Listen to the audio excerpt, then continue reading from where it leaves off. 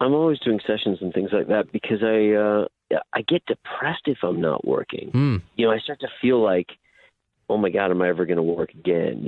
And I think there's always so much, and it makes me happy to work. I love doing it. I love making music. So it's always fun to do different things. And it's also fun to do different things that challenge you in different ways, So I get to be in the studio and record and produce stuff and, play on different people's records, and as well as doing stuff like Headtronics, which is an absolute blast for me. And it challenges you in different ways. It's very different than doing a GNR tour. Oh, I can only imagine, because I didn't know. I was pleasantly surprised when Freak had mentioned that it's all improv, that you guys don't have a set list, and Nope. the DJ Logic just goes up there as a beat, then he'll come in with a bass line, then you come in. I mean, is that intimidating, or are you guys just all gel so well that whatever you're going to do, like an improv group, that you just find a way and it just comes out awesome? Because I know it's new. The thought of going to see something like that, to me, would be horrific. Like, unless it's a caliber of player where it's a really interesting conversation, music being a conversation. And if it's people that all they want to do is talk and they don't want to listen to one another, which is, I think, generally what happens in jam sessions, and why it would be very unappealing to me. But when you have players of a certain caliber and maturity, we're all listening to each other. We're all thinking as writers and producers. So it's not ego-driven, and it's not masturbatory.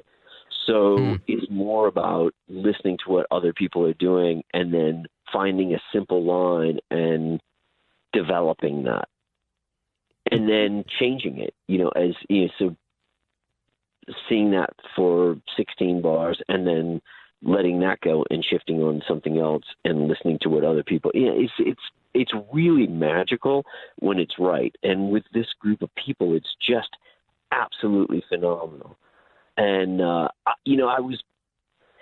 my first show with them was last weekend, and I was really not knowing what to expect as far as how people would respond. But man, people were just blown away by it, and it's incredibly infectious. And there's something really magical about it, because knowing that it's all completely unscripted, and that it's very pure and very organic. And when it's working and it's magical, it's just, there's nothing else like it. And it's really phenomenal to be a part of that. Yeah. This is a good question based upon what we're talking about now. This is from Tomaska. Richard changes gear a lot to adapt to the musical situation. I'm wondering if he's ever had trouble adjusting to a particular guitar setup that was absolutely necessary for a piece of work that he had to do. Say, for example, the Strat he used for a while. Well, what is his, I guess this is the second part. What is his Desert Island gear pick? I'm guessing a single pickup junior. I picked up guitar because of Richard and Izzy. What a great guy.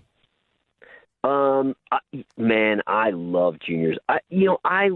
I love doing different types of gigs because I get to play different guitars. Nice. I get to play different combinations of gear.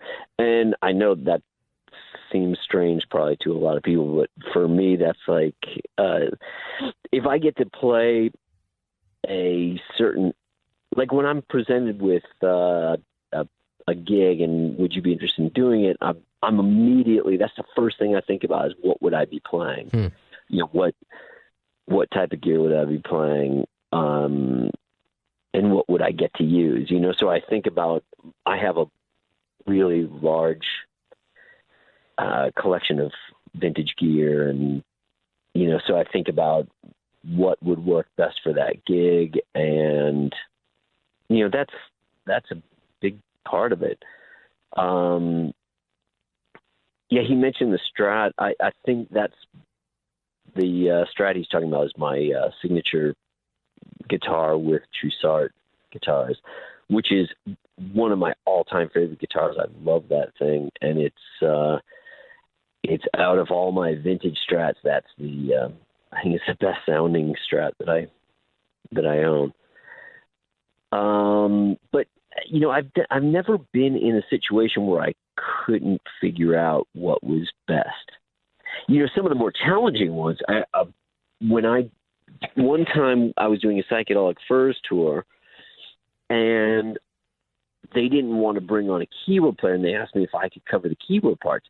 So we actually were considering different keyboard players, and I think maybe I was the one that said, I bet I could cover all that, and ended up using a guitar synthesizer and also covering the sax parts. I was playing cello for the cello. It was a challenge, but it's something that I took on just to see if I could do it.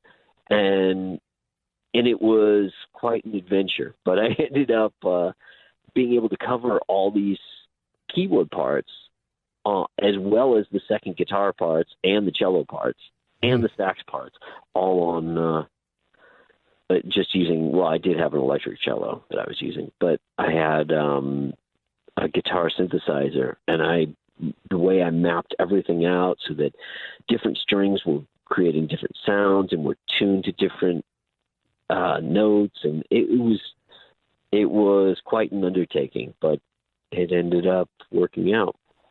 It sounds like you like the challenge, and I've kind of done the same. I mean, my career has been predominantly in rock and classic rock, but I've done country, I've done adult contemporary. I'm even a Jew who worked for the Catholic channel. So, I mean, whatever it is, I love radio, just like you love music and playing in a band or contributing. So I do get it in my own world. That's how I can see it. I can totally see you as wanting to challenge yourself and not being complacent. And I would love to play in a country band. I would love to do a country tour because I love country guitar. I love, some of my favorite guitar players are country guitar players. And I think that love has really sort of influenced my rock playing as well. Okay. In a big way. I like that. I just said the name the other day. The country artist that opened up for Guns N' Roses, Chris Stapleton. I love Chris Stapleton. Yeah, I could see, that would be awesome if you guys did a collab. I would love that. And Sturgill Simpson as well. He did a couple of shows with us. Yes, and I'm a big fan of his as well. All right, and speaking of, I guess, challenging yourself, what is it like because this the most recent GNR tour, there's a lot of Illusion songs that were added, of course, with the lineup now including Slash and Duff. So what was it like for you? Any challenges there to play more Illusion and the Chinese stuff, not as much as you had years prior? Anything different going from one GNR record to the next? No difference? No, not really. The Chinese stuff is more challenging than anything else. Just sonically, there's a lot more territories you cover. Yeah. But the Illusion stuff is all pretty straightforward. I mean, some of those arrangements are very complex, and some of the songs are, when you have a song like Coma, that is pretty epic in that it goes through several different sections, and it's sort of almost through composed. And so that's a challenge, but no, it's all well within my wheelhouse. We all come from a similar background. We all came up listening to the same stuff.